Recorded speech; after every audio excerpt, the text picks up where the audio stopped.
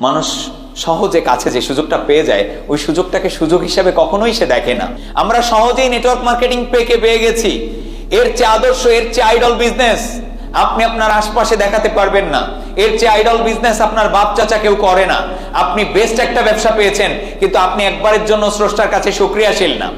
আপনি একবারের জন্য কৃতজ্ঞ না যে আপনাকে নিয়ে আসছে।